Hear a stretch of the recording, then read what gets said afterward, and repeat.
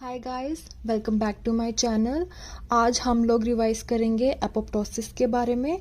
Last lecture में हमने बात करी थी नेक्रोसिस की। So what is apoptosis? Apoptosis is a programmed cell death.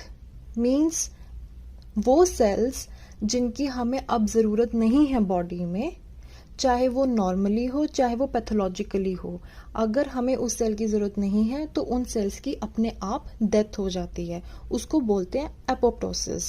ठीक है, this is required for normal embryogenesis. Okay, जब भी फीटस डेवलप होता है उसमें जो भी एक्सेस नंबर ऑफ सेल्स होते हैं which are no longer needed, they get eliminated. ठीक है, अब मैंने बताया कि it can be normal, it can be pathophysiological. ठीक है, नॉर्मल कंडीशंस कौन कौन सी होती है?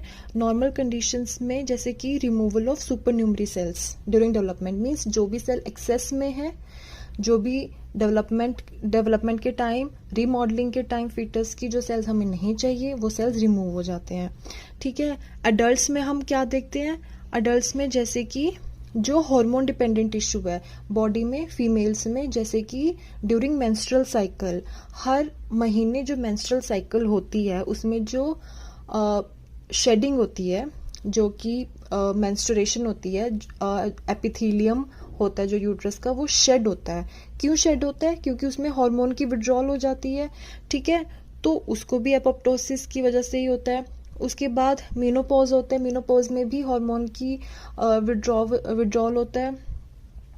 तो जो इसमें ओवेरियन फॉलिकल्स होते हैं मेनोपॉज के टाइम पे वो श्रिंक हो जाते हैं। उसी तरीके से ड्यूरिंग लैक्टेशन, अगर लैक्टेशन बंद कर दे तो जो ब्रेस्ट होता है उसका रिग्रेशन हो जाता है। ठीक है, तो ये सब चीजें एपोप्टोसिस की वजह से होती है। उसके अलावा जहाँ पे भी प्रोलिफरेशन होती है सेल पॉपुलेशन की, जैसे कि बहुत ज़्यादा सेल्स होते हैं, लिम्फोसाइट्स, इमेच्योर लिम्फोसाइट्स होते हैं बोन मैरो और थाइमस में, उनके भी टर्नओवर के लिए एपोप्टोसिस ज़रूरी होता है। इसके अलावा जब हमने लास्ट लेक्चर में बात करी थी कि नेक्रोसिस होती है, जब नेक्रोसिस होती है तो वहाँ पे इन्फ्लामेटरी रिएक्शन होता है। जब इन्फ्लामेटरी रिएक्शन होता है तो न्यूट्रोफिल्स आ जाते हैं। अब जो वो न्यूट्रोफिल्स आके जो डेड सेल्स को तो खा लिया उन्होंने, डेड सेल्स तो चले गए, बट अब न्यूट्रोफिल्स को भी तो वहां से जाना पड़ेगा ना। उसके लिए भी जो न्यूट्रोफिल्स अपने आप उनकी डेथ होती है वो थ्रू एपोप्टोसिस ही होती है। ठीक है, उसके बाद आ जाते हैं पैथोलॉजिकल कंडीशंस में।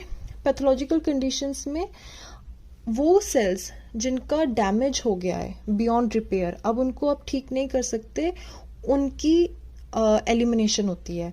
और एपोप्टोसिस के टाइम पे जो सेल्स की डेथ होती है वहां पे कोई भी होस्ट रिएक्शन या मतलब कि इन्फ्लामेटरी रिएक्शन जो होते हैं ना वो नहीं होते हैं।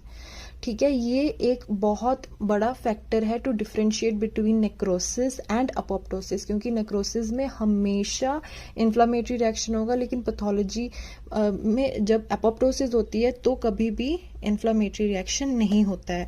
एग्जांपल्स क्या हैं? जैसे कि डीएनए डैमेज हुआ है ना, कोई आयोनाइजिंग रेडिएशन की वजह से, टॉक्सिसिटी की वजह से डीएनए डैमेज हो रहा है, तो अब बॉडी क्या करेगी? अगर किसी सेल के अंदर डीएनए डैमेज हो गया है, उसके अंदर क्या होगा? म्यूटेशंस होगी। तो बॉडी क्या करेगी? अपने आप को प्रोटेक्ट करने के लिए, ताकि वो जो सेल है आगे डिवाइड ना करे, ताकि आगे कैंसर ना हो, तो उस सेल की डेथ करा देगी। ठीक है, वो उस सेल के अंदर ऐसी चेंजेस आएंगे ताकि वो सेल अपने आप ही मर जाए। ठीक है, उसी तरीके से सेम अगर मिसफोल्डेड प्रोटीन्स की एक्यूमुलेशन हो जाए, सेम वही चीज होएगी। डीएनए म्यूटेशंस ना हो, पेशेंट को आगे कैंसर ना हो, उसकी वजह से उन सेल्स की एपोप्टोसिस हो जाएगी। अगर बॉडी के अंदर इन्फेक्शन होती है, मेनली वायरल इन्फेक्शन, वो भी कौन सी वायरसेस? अडीनो वायरस या एचआईवी वायरस। अगर कोई सेल इन्फेक्ट होता है तब भी बॉडी यही कोशिश करती है कि वो जो सेल्स हैं, यूजुअली वो टी सेल्स होते हैं, वो उन टी सेल्स की डेथ हो जाए। ठीक है, उसके अलावा जैसे एक होता है पैथोलॉजिक एट्रोफी। मीन्स अगर कोई ऑर्गन है, ठीक है, जिसका जो डक्ट है उसकी अगर ऑब्स्ट्रक्शन हो जाए तब उस ऑर्गन की एट्रोफी हो जाती है, उस ऑर्गन का साइज छोटा हो जाता है। वो भी किस वजह से होता है? एपोप्टोसिस की वजह से होता है। ठीक है, अगर हम फिर आगे बात करें कि इलेक्ट्रॉन माइक्रोस्कोपी पे कैसा दिखता है सेल, तो नेक्रोसिस में जो उसका सबसे बड़ा पॉइंट ये था कि उसमें होती है सेल स्वेलिंग, उसमें होती है सेल स्वेलिंग, बट एपोप्टोसिस में होती है सेल श्रिंकेज।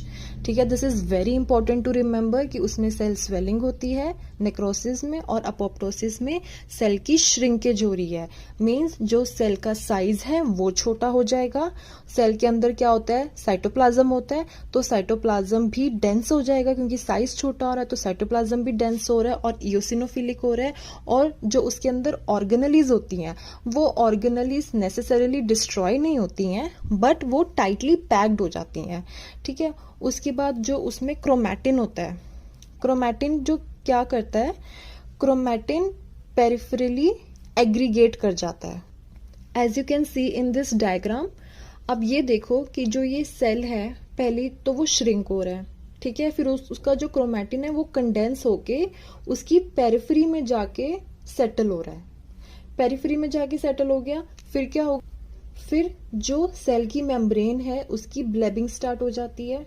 ब्लेबिंग स्टार्ट होने के साथ साथ जो ऑर्गेनेलीज थी वो डिसइंटीग्रेट हो जाएंगी, और जो ये ऑर्गेनेलीज के साथ में जब इस सेल की फ्रेगमेंटेशन होएगी वो एपोप्टोटिक बॉडीज बन जाएंगी। अब एपोप्टोटिक बॉडीज क्या होती हैं, ये फ्रेगमेंट्स होते हैं सेल के, और जो ये फ्रेगमेंट्स होते हैं these are lined by the plasma membrane, और इसके अंदर साइटोप्लाज्म भी होता है और न्यूक्लियस भी होता है और ऑर्गेनेलीज भी होती हैं टाइटली पैक्ड।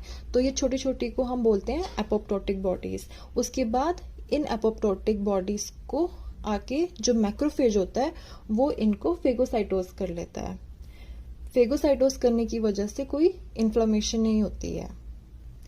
एंड क्योंकि जो सेल की श्रिंकेज हुई और उसके बाद जो एपोप्टोटिक बॉडीज बनी वो इतना जल्दी होता है और इतनी जल्दी मैक्रोफेज आके उसको फेगोसाइटोज कर लेते हैं कि जो रिएक्शन होना होता है, जो इन्फ्लेमेटरी रिएक्शन होना होता है वो नहीं होता।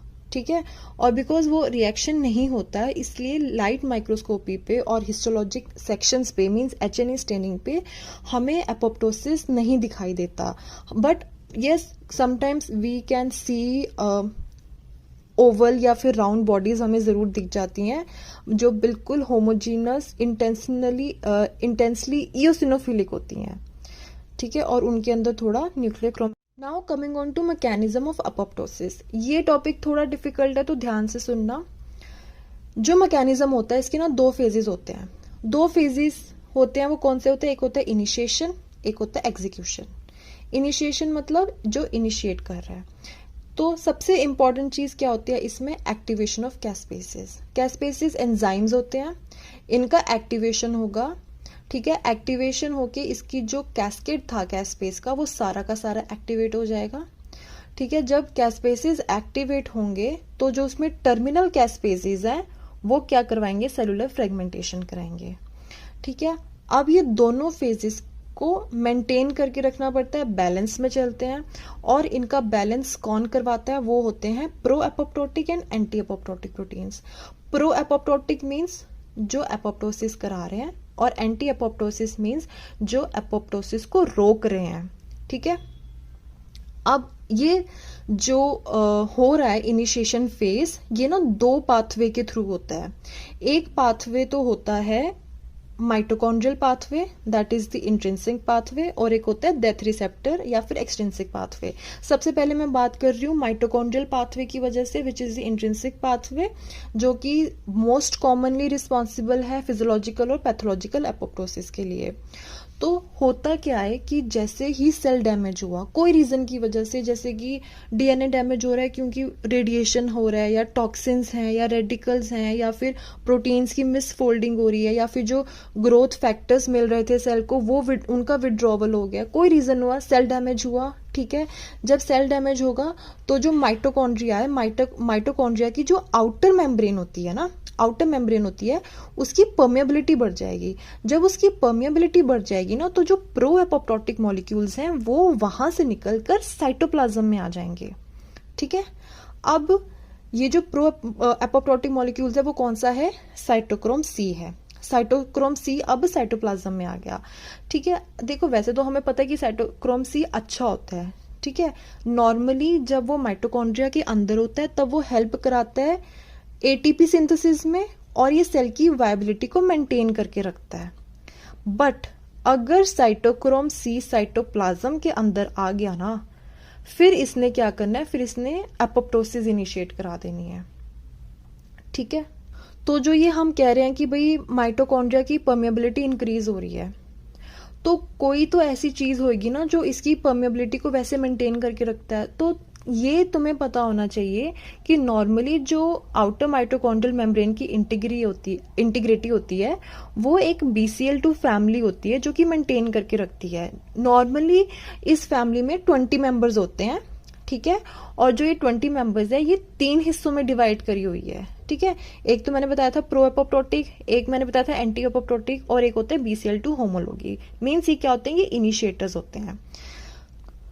तो अब इनका क्या क्या नाम होता है, तो जैसे कि हमने बताया एंटी एपोप्टोटिक मीन्स जो एपोप्टोसिस नहीं कराने देते, वो होते हैं BCL2, BCLXL और MCL1। ठीक है, ये 3 इंपॉर्टेंट है, ये एंटी एपोप्टोटिक है। और इनमें जो क्या होती हैं, जो डोमेन्स होती हैं वो 4 BH डोमेन्स होती हैं, तो इनको BH 1 to 4 बोलते हैं, और ये प्रेजेंट होते हैं आउटर माइटोकॉन्ड्रियल मेम्ब्रेन पे। ठीक है, तो इनका मेन काम क्या होता है, BCL2, BCLX, MCL1 का मेन काम ये होता है कि ये जो माइटोकॉन्ड्रियल आउटर मेम्ब्रेन है उसको मेंटेन करके रखे, उसको बिल्कुल मतलब परमिएट ना होने दे, ताकि बिल्कुल कोई भी साइटोक्रोम सी बाहर नहीं जाना चाहिए नॉर्मल कंडीशंस में। ठीक है, फिर होते हैं प्रो एपोप्टोटिक मीन्स जब ये इन्होंने एपोप्टोसिस करानी है। ठीक है, और जब एपोप्टोसिस हो रही है तो इसमें क्या होता है, बैक्स होता है और बैक होता है। ठीक है, और इसमें जो BH डोमेन्स होते हैं वो 3 होते हैं, इस प्रोटीन के अंदर 3 BH डोमेन्स होते हैं। ठीक है, जब ये एक्टिवेट होते हैं तो क्या होता है कि जो आउटर माइटोकॉन्ड्रियल मेम्ब्रेन है वो ओलिगोमराइज हो जाएगी और उसकी परमिएबिलिटी बढ़ जाएगी। ठीक है, तो इन्होंने परमिएबिलिटी इंक्रीज करनी है, इन्होंने बिल्कुल भी परमिएबल होने नहीं देना है। फिर होते हैं रेगुलेटेड एपोप्टोसिस इनिशिएटर्स, इसमें आ जाते हैं बैड, बिम, बिड, पूमा, नॉक्सा। ठीक है, इनमें सिर्फ एक BH डोमेन होता है, वो भी पोजीशन 3 पे होता है, तो इसलिए इसको BH3 बोलते हैं। अब देखो किसी सेल की एपोप्टोसिस होनी है। ठीक है, तो हमने क्या बोला कि जो प्रो एपोप्टोटिक प्रोटीन्स है वो एक्टिवेट हो जाएंगे, मींस कौन से हो जाएंगे, बैक्स और बैक एक्टिवेट हो जाएंगे। ठीक है, और जो हमारे प्रोटेक्टिव एंटी एपोप्टोटिक प्रोटीन्स थे जो कि BCL, MCL, वो क्या होंगे, उनका लॉस हो जाएगा। उनका लॉस होने की वजह से जो कैस्पेज है उनकी एक्टिवेशन हो जाएगी। ठीक है, तो उसका जो पूरा कैस्केड है कैस्पेसिस का वो एक्टिवेट हो जाएगा। उसके अलावा माइटोकॉन्ड्रिया में से साइटोक्रोम सी निकल के आ गया साइटोप्लाज्म के अंदर। अब ये जो साइटोक्रोम सी है ये बाइंड करेगा एपोप्टोसिस एक्टिवेटिंग फैक्टर 1 के साथ। जब साइटोक्रोम सी APAF1 के साथ कंबाइन करता है तो वो बनाता है अपोप्टोजोम। अब ये जो अपोप्टोजोम है ना, इसने बाइंड करना है कैस्पेज 9 के साथ। ये हमारा है caspase 9 which is the initiator in the intrinsic pathway. अभी हम इंट्रिंसिक पाथवे की बात कर रहे हैं, तो जो सबसे पहली चीज जो इनिशिएटर कैस्पेज होगा वो होगा कैस्पेज 9। तो एपोप्टोजोम जो हमारा बना उसने बाइंड किया कैस्पेज 9 के साथ। इसकी वजह से क्या होगा, ऑटो कैटालिटिक क्लीवेज होगी, तो जो कैस्पेज 9 है वो एक्टिवेट हो जाएगा। इसके बाद जो फर्दर कैस्पेजेस हैं जैसे कि 8, 7, 6 है ना, वो सारे भी एक्टिवेट हो जाएंगे। तो जो कैस्केड है कैस्पेज का वो एक्टिवेट हो जाएगा, सारा का सारा कैस्केड एक्टिवेट हो जाएगा। ठीक है, जिसकी वजह से आगे एपोप्टोसिस होगी। अब कुछ चीजें हैं जो इस चीज को नॉर्मली इनहिबिट भी करती हैं, जिनको हम बोलते हैं इनहिबिटर्स ऑफ एपोप्टोसिस। ठीक है, तो कुछ माइटोकॉन्ड्रियल प्रोटीन्स होते हैं जैसे कि स्मैक और डियाब्लो। ये क्या करते हैं कि जो साइटोप्लाज्म के अंदर प्रोटीन्स निकले थे उनको न्यूट्रलाइज करता है। ठीक है, और ये क्या करता है कि जो कैस्पेसिस एक्टिवेट हो रहे थे उनको ब्लॉक कर देता है ताकि एपोप्टोसिस ना हो। तो ये होते हैं इनहिबिटर्स ऑफ एपोप्टोसिस। बट अगर एपोप्टोसिस हो रही है तो जो ये कैस्पेसिस है ये इनहिबिटर्स ऑफ एपोप्टोसिस को ब्लॉक कर देंगे ताकि इनकी एपोप्टोसिस आगे चले। अब हम बात कर रहे हैं death receptor initiated pathway which is the extrinsic pathway. Now we come to extrinsic pathway. So what happens कि जो सेल की आउटर मेम्ब्रेन होती है, ठीक है, जैसे कि हम इस डायग्राम में देख सकते हैं कि एक्सट्रिंसिक पाथवे क्यों बोल रहे हैं, क्योंकि सेल की जो बाहर वाली मेम्ब्रेन है वहां पे ना रिसेप्टर्स होते हैं. वो जो रिसेप्टर्स होते हैं ना उनको डेथ रिसेप्टर्स बोलते हैं और ये बिलोंग करते हैं to the tumour necrosis factor family. ठीक है, इस फैमिली को बिलोंग करते हैं और इनके ऊपर ना आके लाइगेंड लगना. आपको पता होगा कि रिसेप्टर के साथ लाइगेंड लगता है और जब रिसेप्टर के साथ लाइगेंड लगता है तो उसकी एक्टिवेशन हो जाती है. तो जो वैसे तो काफी सारे रिसेप्टर्स हैं बट जो दो मेन रिसेप्टर्स हैं वो एक तो है type 1 tumour necrosis factor receptor और एक है फास्ट रिसेप्टर जिसको CD95 भी बोलते हैं. ठीक है, तो जो फास्ट रिसेप्टर है ना उसके साथ आके लगता है फास्ट लाइगेंड. जब फास्ट लाइगेंड बाइंड करता है फास्ट के साथ ना तो 3 या उससे ज्यादा मॉलिक्यूल्स होते हैं जो फास्ट के, वो आपस में बाइंड कर जाते हैं. जब ये बाइंड करते हैं ना तो एक साइटोप्लाज्मिक डेथ डोमेन बनता है. ठीक है, उसमें ना एक बाइंडिंग साइट होती है फॉर अ अडेप्टर प्रोटीन जिसको हम बोलते हैं फैड. फैड का मतलब होता है फास्ट एसोसिएटेड डेथ डोमेन. ठीक है, फास्ट एसोसिएटेड डेथ डोमेन. अब जब ये कॉम्प्लेक्स बन गया, मीन्स जब ये फाड है, FADD that is the adaptor protein, जब इसने डेथ डोमेन के साथ बाइंड कर लिया ना, अब ये क्या अब ये बाइंड करेगा टू कैस्पेज 8. पिछली बार मैंने क्या बोला था, इंट्रिंसिक पाथवे में जो इनिशिएटर कैस्पेज होता है वो कैस्पेज 9 होता है और एक्सट्रिंसिक पाथवे में जो इनिशिएटर होता है वो होता है कैस्पेज 8. ठीक है, कैस्पेज 8 और कैस्पेज 10. ठीक है, फिर ये क्या होता है, फिर इनकी एक्टिवेशन हो जाएगी. इनकी एक्टिवेशन होने की वजह से पूरा कैस्केड एक्टिवेट हो जाएगा और फिर ये आगे क्या करेंगे, एग्जीक्यूट करेंगे. एग्जीक्यूशन फेस आ जाएगा. अब यहां देखो आ गया एग्जीक्यूशन फेस.